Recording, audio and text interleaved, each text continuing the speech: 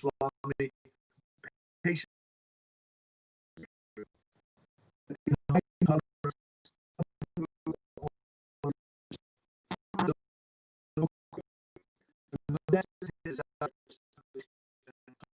In the West as soon as possible. He has no followers, only a few books, no temples, and he openly states that he is racing against time. I am an old man. I could leave at any time. So behind the formal delivery of Krishna conscious philosophy is an anxiety, an almost desperate desire to convince at least one soul to take up Krishna consciousness immediately. Now, the constrained situations of Butler and Ananda Ashram and Dr. Misha are behind him. He is free to speak about the absolute truth in full. Throughout his life, he has prepared for this, yet he is still discovering the best ways to preach Krishna, exploring his Western audience, testing their reactions. We should always remember that he is God. He is all-powerful. In strength, no one can conquer him. In beauty, as far as beauty is concerned, when he was on the battlefield, have any of you seen a picture of Krishna? Have you seen? Has any of you ever seen Krishna? Oh, no. Prabhupada's voice fades as he pauses, looking out at his audience. No one has ever seen Krishna. None of them have the slightest previous knowledge of Lord Krishna. In India, hundreds of millions worship Lord Krishna daily as an eternal form of all beauty and truth, and view his graceful form in sculpture, painting, and dance. His philosophical teachings in Bhagavad Gita are all famous, and Prabhupada is his intimate emissary. Yet the ladies and gentlemen in room 307 look back at the Swami blankly. Prabhupada is discussing the real meaning of going to a sacred place in India. One should go to a sacred place in order to find some intelligent scholar in spiritual knowledge living there and make association with him, just like I is at Vrindavan. So at Vrindavan, there are many big scholars and saintly persons living. So one should go to such holy places, not simply to take, one must be intelligent of a spiritually advanced man living there and take instruction from him and be benefited by that. If a man has attachment for going to a place of pilgrimage to take a hearing from learned people, then he is considered to be an ass. He laughs. So Eva Gokara. Go means cow and Kara means ass. So the whole civilization is moving like a civilization of cows and asses. Everyone is identifying with the body. Yes, you want to speak? Woman. In the places known as secret places?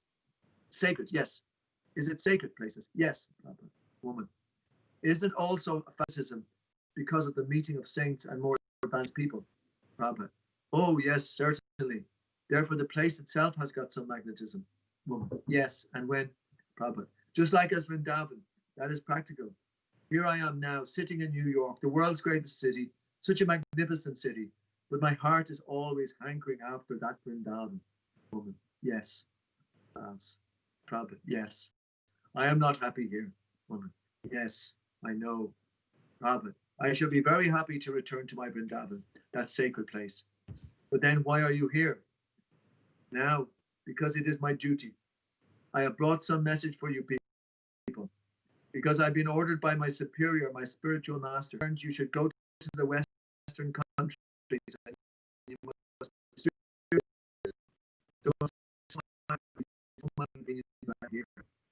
because I'm obligated by duty.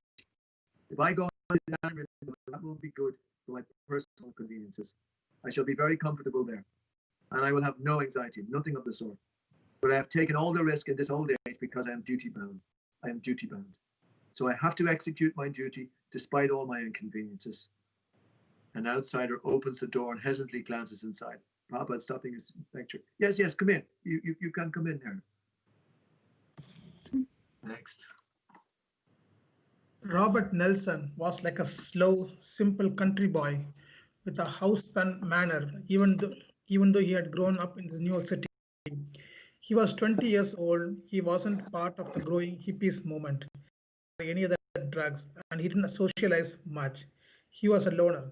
He had gotten some technical education at Staten Island Community College and had tried his hand at the recording manufacturing business, but without much success.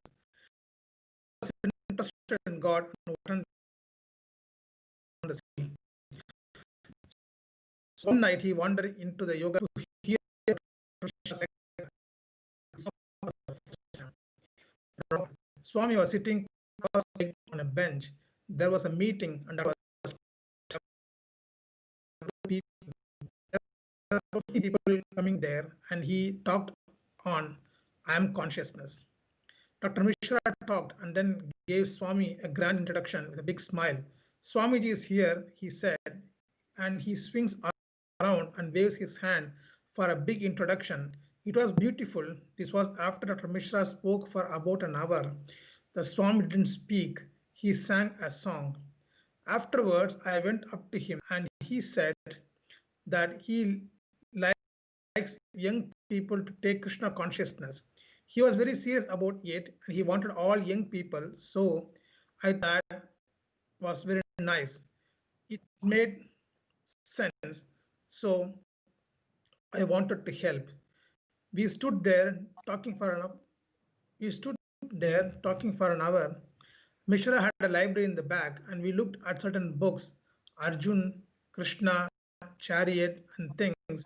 And then we walked around. We looked at some of the pictures of Swamis on the wall, but by that time it was getting very late, and Prabhupada said, come back the next day at 10 to his office downstairs. The next day, when Robert Nelson 307, Prabhupada invited him in. The room was clearly not intended to serve as a living quarters. There was no toilet, shower, chair, bed, or telephone. The walls were painted a dark, dismal color. Prabhupada showed Robert a three-volume set of Srimad Bhagavatam, which Robert purchased for $1650. Then Prabhupada handed him a small piece of paper with Hare Krishna mantra printed on it. Robert, while Swamiji was handing it to me, he had this big smile on his face like he was handing me the world. We spent the whole day together. At one point, he said, we are going to take a sleep. So he laid down there by his little desk, and so I said, I am tired too. So I laid down at the other end of the room and we rested. I just lay on the floor. It was the only place to do it. But he didn't rest that long, an hour and a half, I think, and we spent the rest of the day together. He was talking about Lord Chaitanya and the Lord's pastimes, and he showed me a small picture of Lord Chaitanya. Then he started talking about the devotees of Lord Chaitanya, Nityananda, and Advaita. He had a picture of the five of them and a picture of his spiritual master. He said some things in Sanskrit and then he translated. It wasn't much of a room though. You would really be disappointed if you saw it. Robert Nelson couldn't give Prabhupada the kind of assistance he needed. Lord Chaitanya states that a person has at his command four assets: his life, money, intelligence, and words, at least one of which he should give to the service of God. Robert Nelson did not seem able to give his whole life to Krishna consciousness, and as for money, he had very little. His intelligence was also limited, and he spoke unimpressively, nor did range of friends or contacts among whom to speak. But he was affectionate towards the Swami, and out of the 8 million people in the city, he was practically the only one who showed personal interest in him and offered to help. From his experience in the record business, Mr. Robert, as Swamiji called him, developed a scheme to produce a record of Swamiji's singing. People were always putting out albums with almost anything on them, he explained, and they would always make money or at least break even. So it would be almost impossible to lose money. It was a way he thought he could help make the Swami known, and he tried to convince Prabhupada of the idea. And Prabhupada didn't discourage Mr. Robert, who seemed eager to Robert. Me and the Swami went around to his record company on 46th Street. We went there and I started talking, and the man was all business. He was all business and mean. They go together. So we went in there with a tape and we tried talking to the man. Swami was talking, but the man said he couldn't put the tape out. I think he listened to the tape, but he wouldn't put it out.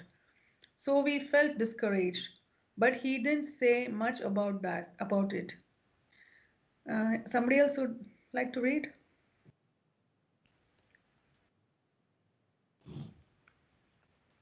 Haribol.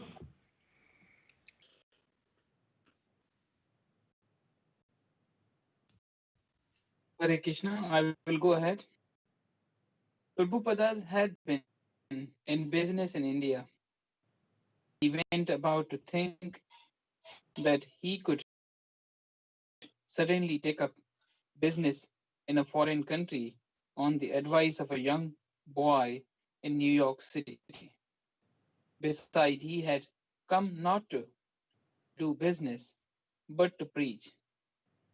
Robert, however, was enthusiastically offering service. Perhaps he wouldn't become a regular brahmachari student, but he had a desire to serve Krishna.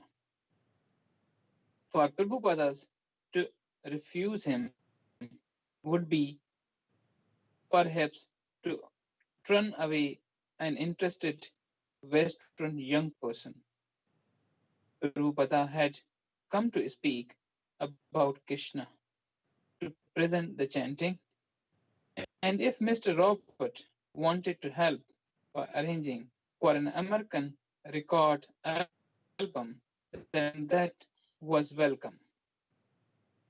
Mr. Robert and the Swami made an odd combination, was elderly and dignified, a deep scholar of the Bhagavatam and the Sanskrit language, whereas, whereas Robert Nelson artless even in the Western culture and inept in worldly ways.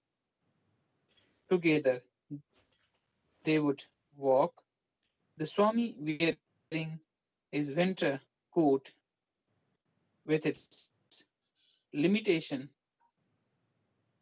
with its imitation fur collar, his Indian dhoti and white pointed shoes.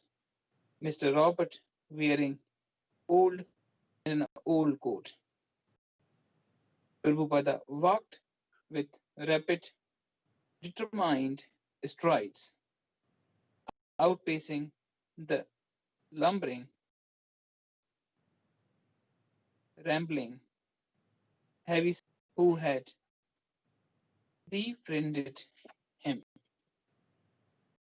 Mr. Robert was supposed to help Prabhupada in making presentation to businessmen and real estate men. Yet he himself was hardly a slick fellow. He was innocent.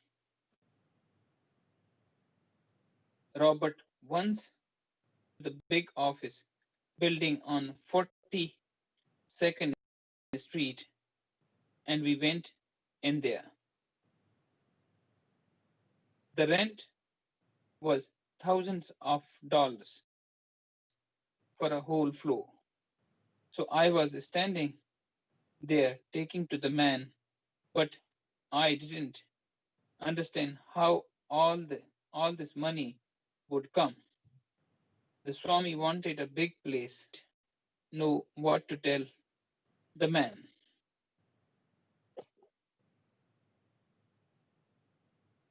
Prabhupada wanted a big place, and a big place meant a big prize. He had no money, and the Robert Nelson had only his unemployment checks. Still, Prabhupada was interested. If he were to find a building, that would be a great step in his mission. And this was also another way of engaging Mr. Robert. Besides, Krishna might do anything, give anything in any way, ordinary or miraculous. So Prabhupada had his reasoning, and Mr. Robert has had his. Robert. The building was between 6th and Broadway on the 42nd Street, some place to open Krishna's temple. We went in and up to the second floor and saw the renting agent, and then we left. I think it was a 5,000 a month or a 10,000 a month. We got to a certain point and the money was too much, and then we left. When he brought up the prices, I figured we had better not. We had to stop. On other occasion, Robert Nelson took Prabhupada by bus to the Hotel Columbia at 70 West 46th Street. The hotel had a suite that Prabhupada looked at for possible. It was very expensive, and there was no money. Sometimes Robert would make purchases for Prabhupada's with the money from his unemployment checks. Once he bought orange color t-shirts. Once he went to the Woolworths and bought kitchen pots and pans and some picture frame for Prabhupada's picture of Lord Chaitanya and his spiritual master, Robert. One time I wanted to know how to make chapatis, cakes, or so Swami says, $100, please, for the recipe. $100, please. So I went and got some money, but I couldn't get $100. But he showed me anyway. He taught me to cook and would always repeat, wash hands, and you should right hand. Somebody else wanna go read?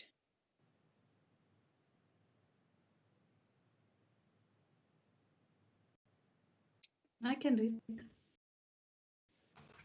Okay.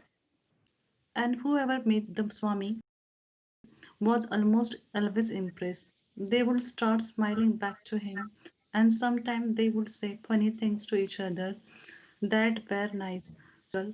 Always. I mean, he had a big vocabulary, but sometimes people had a little trouble understanding him, and you had to help sometime. The paradox at 64 7th Street on the Lower East Side was a restaurant dedicated to the philosophy of Georges Oshawa and the microbiota was a storefront below street level with small dining table placed around the candlelit room. The food was so inexpensive and well reputed. Tea was served free as much as you like. More than just a restaurant, the Paradox was center for spiritual and cultural interest, a meeting place reminiscent of the cafes of Greenwich Village or Paris in the 1920s. A person could spend the whole day at the Paradox without buying anything, and no one would complain. The crowd at Paradox was mystical congregation interested in teaching from the East. When news of the new Swami uptown at Dr. Mishra reached the Paradox, and the word spread quickly. A word spread quickly. Harvey Cohen and Bill Epstein were friends. Harvey was a freelance artist and Bill worked at the Paradox. After Harvey had been to Prabhupada's place, Dr. Mishra's yoga studio a few times, he came by the Paradox and began to describe all about the new Swami to Bill and other friends. Bill, I was working at the Paradox one night when Harvey came to visit Mishra, and there is a new Swami there, and he's really fantastic. Well, I was involved in macrobiotic and Buddhism, so at first I could not care less. But Harvey was a winning and warm personality, and he seemed interested in this. He said, "Why don't you come uptown? I would like you to see this." So I went to one of the lecturers on 72nd Street. I walked in there and I could feel a certain presence from the Swami. He had a certain very concentrated, intense appearance. I looked pale, he looked pale and kind of weak. I guess he had just come here and he had of things. He was sitting there chanting on his beads, which he carried in a little bead bag. One of Dr. Mishra's students was talking, and he finally got around to introducing the Swami. He said, "We are the moon's Swami, son, to the Swami's son." He introduced him in that way. The Swami got up and talked. I didn't know what to think about it. At that time, I was the only step I had taken in the regard to Indian teaching were through Ramakrishna, and but this was the first time, to my knowledge, that Bhakti religion had come to America. Bill Epstein, a quite in contrast to Robert Nelson, was a dashing romantic person with long baby dark hair and a beard. He was good looking and effervescent, and took upon himself a role of informing people at the restaurant of the city's spiritual news. Once he became interested in the new Swami, he made the Swami an ongoing topic of conversation at the restaurant. Bill, I went in the back and asked Richard, the manager, "I'm going to take some food to the Swami. You don't mind, do you?" He said, "No, take anything you want." So I took some brown rice and other stuff and I brought it up there. I went upstairs, I knocked on the door and there was no answer. I knocked again and I saw that the light was on because it had a glass panel, and finally he answered. I was really scared because I had never really accepted any teacher. And he said, come in, sit down." We started talking, and he said to me, "The first thing that people do when they meet is to show each other love. They exchange names, they exchange something to eat." So he gave me a slice of apple and showed me a tape recorder he had, probably the recording his chant, probably for recording his chants. Then he said, "Have you ever chanted?" I said, "No, I have not chanted before." So he played a chant and then he spoke to me some more. And he said, "You must come back. I will bring you some more food." James Green, a 30-year-old carpentry teacher at Cooper Union, was delving into Eastern philosophy.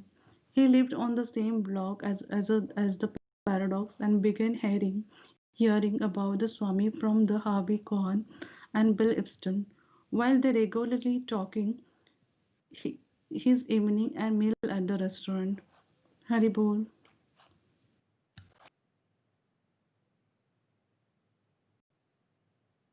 Terrible. So I'll go ahead. James, it was really Harvey and Bill who got things going. I remember one evening at Mishra's in which Swamiji was only a presence but did not speak. Mishra's students seemed more into the bodily aspect of yoga. This seemed to be one of Swamiji's complaints. His room on 72nd Street was quite small. He was living in a fairly narrow room with a door on the one end. Swamiji would set himself up along one side, and we were rather closely packed. It may have been no more than 8 feet wide, and it was rather dim. He sat on his thin mattress, and then we sat on the floor. We wouldn't chant. We would just come and we would lecture. There was no direction other than the lecture on the Bhagavad Gita. I had read a lot of literature, and in my own shy way, I was looking for a. I've no aggression in me or go-getting quality. I was really just a listener, and this seemed right hearing the Bhagavad Gita, so I kept coming. It just seemed as if things would grow from there. More and more people began coming. Then it got crowded, and he had to find another place. The new group from the Paradox was young and hip, in contrast to the older, more conservative uptown people who had been attending Prabhupada's classes. In those days, it was still unusual to see a person with long hair and a beard. When such people started coming to the Swami's meeting on the west side, some of the older people were alarmed. As one of them noted, Swami Bhaktivedanta began to pick up another kind of people. He picked them up at the Bowery or some attics, and they came with funny hats and grey blankets wrapped around themselves, and they startled me.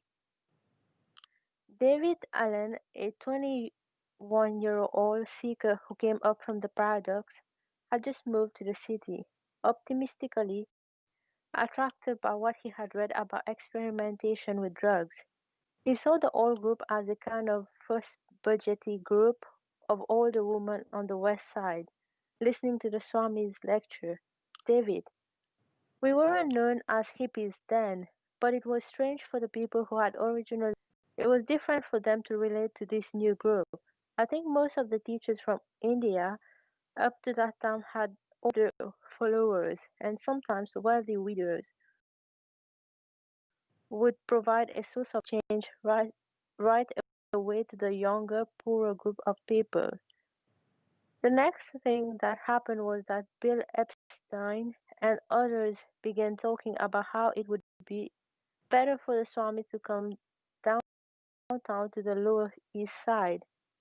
Things were really happening down there, and somehow they weren't happening uptown. People downtown was right, and it was ripe. There was a life down there. There was a lot of energy going around.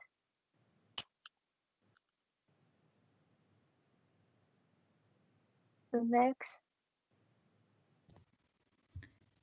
Do we have Sadbuja Prabhu here? there's Sadbuja, there's John and Pushpa, Lionel as well, and yourself. Okay, we have a lot. Lord. Yes.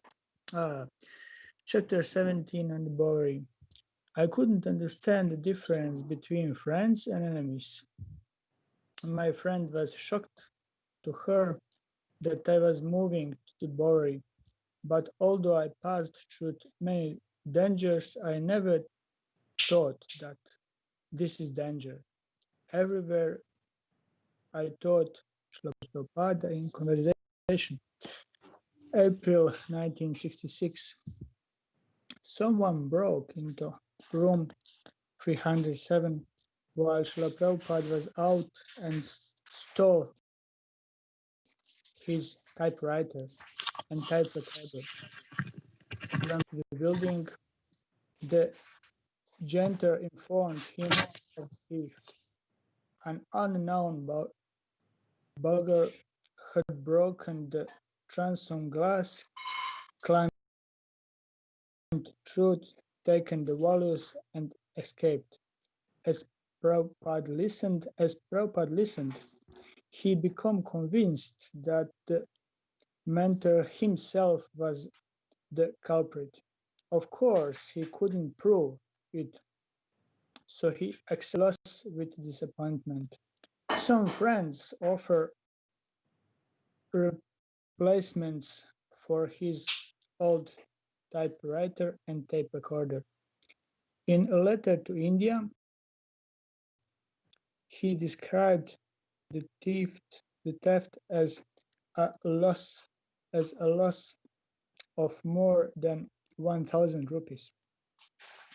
It is understood that such crime as has been committed in my room is very common in New York.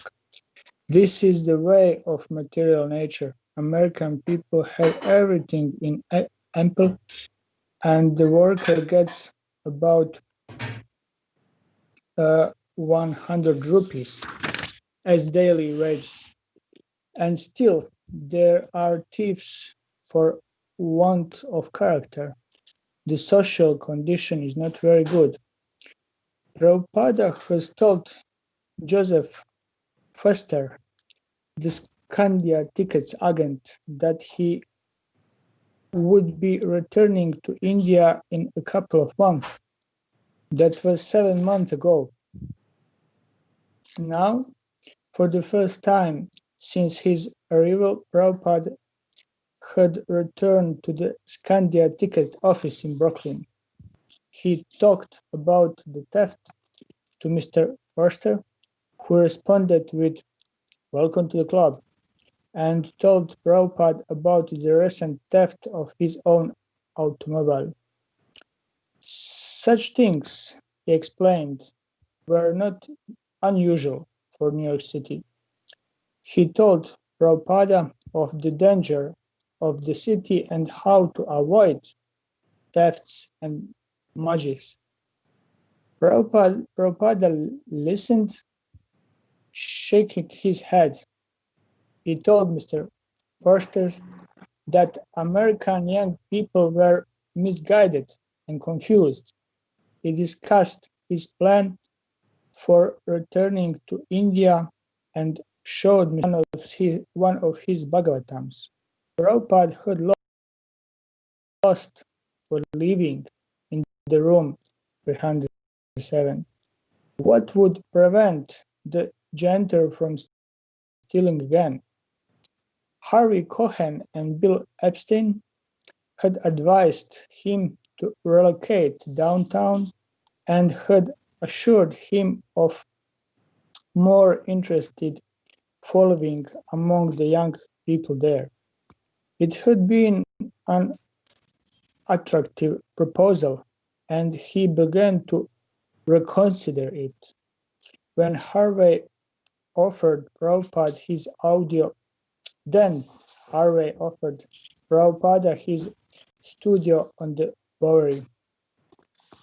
Harvey had been working as a commercial Madison Avenue advertising firm when a recently acquired inheritance had spurred him to move into a loft of the Bowery to pursue his own career as painter. But he was becoming disillusioned with New York. A group of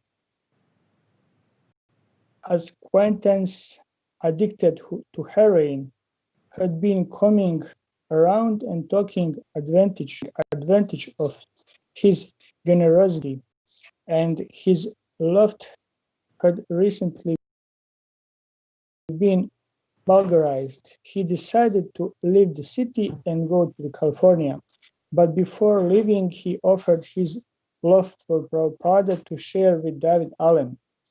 David Allen had heard that Harvey Cohen was moving to San Francisco if he could sublet his IER. He hadn't known David very long, but on the night before Harvey was supposed to leave, he coincidentally met David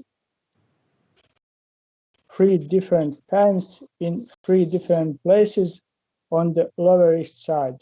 Harvey took this as a sign that he should write for David, but he specifically stipulated that the Swami should move in 2. Next, please.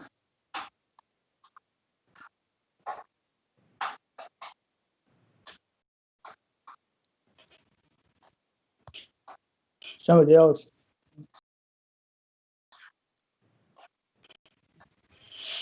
Anyone else would like to read?